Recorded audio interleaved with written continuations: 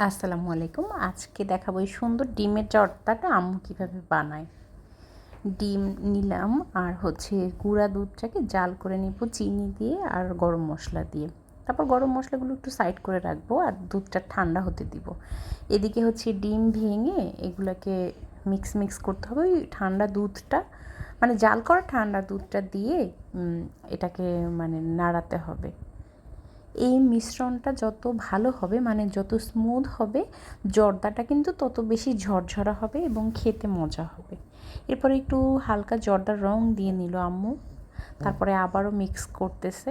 এটা খুব সুন্দর করে মিক্স করতে হবে। মিক্স করতে করতে এরকম একটা কনসিস্টেন্সি আসবে এবং কালারটাও এরকম মানে সব কিছু মিলে যাবে। তারপর আগে থেকে গরম করে রাখা তেলের মধ্যে এই তেলটা কিন্তু একদম ফুটন্ত হবে এরকম না, জাস্ট গরম হবে। গরম তেলের মধ্যে এই জিনিসটা দিয়ে দিতে হবে। আর এই সময় কিন্তু আঁচটা একটু কম থাকবে।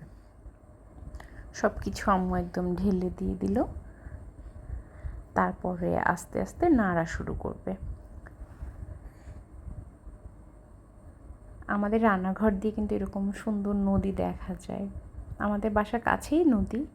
তারপর এরকম নাড়তে নাড়তে এই ডিমগুলো কিন্তু একটু একটু শক্ত হয়ে আসে। অবভিয়াসলি কিন্তু জিনিসটাকে নাড়াচাড়ার মধ্যে রাখতে হবে। দেখেন আস্তে আস্তে নাড়তে নাড়তে এরকম একটা অবস্থায় আসছে।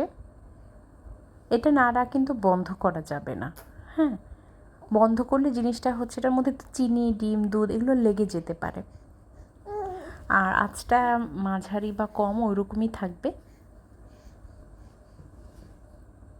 এটাই খুব কম জিনিস ব্যবহার করা হয়। ডিম, দুধ, চিনি, লবণ এগুলো তো বাসাতে থাকি। ওইটা দিয়ে একটা সুন্দর মজার নাস্তা হয়। এবার কি ডিমের মিশ্রণটা ঘন হয়ে শক্ত হয়ে আসবে আর খুন্তি দিয়ে এটাকে নাড়াচাড়া করে ভেঙে দিতে হবে, গুঁড়ো গুঁড়ো করে দিতে হবে। এটাকে ভাঙলেই এটা ঝরঝরে হবে, মানে জিনিসটা আস্তে আস্তে যাতে না থাকে। এ পর্যায়ে কিন্তু চুলোর জালটা একদম বাড়ানো থাকবে আর কন্টিনিউয়াসলি খুন্তিটা দিয়ে এটাকে নাড়াচাড়া করতে হবে। তাহলে এটা আর কড়াইয়ের গায়ে লেগে থাকবে না। আপনি যখন দেখবেন যে এটা আর লেগে যাচ্ছে না, তার মানে এটা হয়ে গেছে। এখন এটাকে নাড়াচাড়া করে ঝুরঝুরা করে উঠিয়ে নিতে হবে আস্তে আস্তে।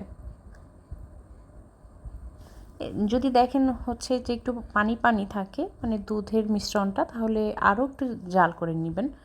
আমাদের এটা একদম পারফেক্টলি হয়ে গেছে। দেখেন কি সুন্দর রঙটা এসছে। এটা অবশ্যই ট্রাই করবেন।